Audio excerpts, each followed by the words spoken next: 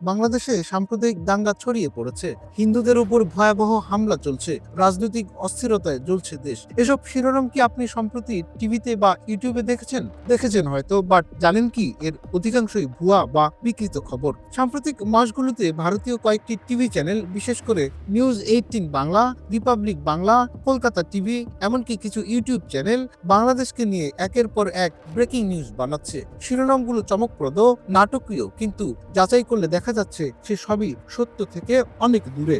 Rumour scanner বাংলাদেশের তথ্যে দেখা গেছে এসব গুজবের বড় অংশ এসেছে ভারতের সোশ্যাল মিডিয়া ও টিভি পেজ থেকে, অর্থাৎ বাংলাদেশে ঘটছে না, ঘটছে ভারতের নিউজ রুমে।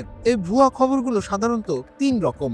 এক, সাম্প্রদায়িক দাঙ্গা নিয়ে, যেখানে বাংলাদেশের কোনো ছোট ঘটনা বড় করে দেখানো হয় বা পুরনো ভিডিও নতুন হিসেবে প্রচার করা হয়। দুই, রাজনৈতিক বিশৃঙ্খলা, যেখানে বাংলাদেশকে অস্থিতিশীল বা ধর্মীয় রাষ্ট্রে পরিণত হিসেবে উপস্থাপন করা হয়। তিন, যেখানে একটি স্থানীয় সংকটকে পুরো অর্থনীতির ধ্বংস বলে দেখানো হয়। এই রিপোর্ট দেখে মনে হয় বাংলাদেশ যেন আগুনে জ্বলছে, কিন্তু মাঠের বাস্তবতা, ঘটনাগুলো সীমিত, স্থানীয়, কখনো পুরোপুরি মনগড়া। প্রশ্ন হলো, এসব গুজবের উদ্দেশ্য কি? তিনটি কারণ স্পষ্ট। প্রথমত, রাজনৈতিক লাভ, বাংলাদেশ ও ভারতের মধ্যে অবিশ্বাস তৈরি করা, বিশেষ করে বাংলাদেশ সরকারের সিদ্ধান্ত বা নীতিকে বিতর্কিত দেখানো। দ্বিতীয়ত, টিআরপি বা ভিউ বাড়ানো। ধর্মীয় সংঘর্ষ, দাঙ্গা, হামলা, এই শব্দগুলো টিভির জন্য সোনার খনি। সেন্সেশনাল নিউজ মানেই বেশি দর্শক, বেশি বিজ্ঞাপন। তৃতীয়ত, ধর্মীয় বিভাজন উস্কে দেয়া, এক পক্ষের ভেতর আতঙ্ক, অন্য পক্ষের মধ্যে ক্ষোভ তৈরি করা।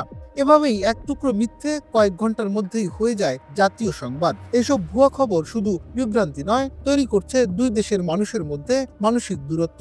বাংলাদেশের ধর্মীয় সম্প্রীতি নিয়ে সন্দেহ তৈরি হচ্ছে, আর পশ্চিমবঙ্গের সাধারণ দর্শকরা ভুল ধারণায় আক্রান্ত হচ্ছেন। সবচেয়ে দুঃখজনক হলো, এই মিথ্যা প্রচারের কারণে প্রকৃত সংবাদ ও সাংবাদিকতার বিশ্বাসযোগ্যতা ক্ষতিগ্রস্ত হচ্ছে। সত্য যাচাই এখন আর বিলাসিতা নয়, এটা জরুরি দায়িত্ব।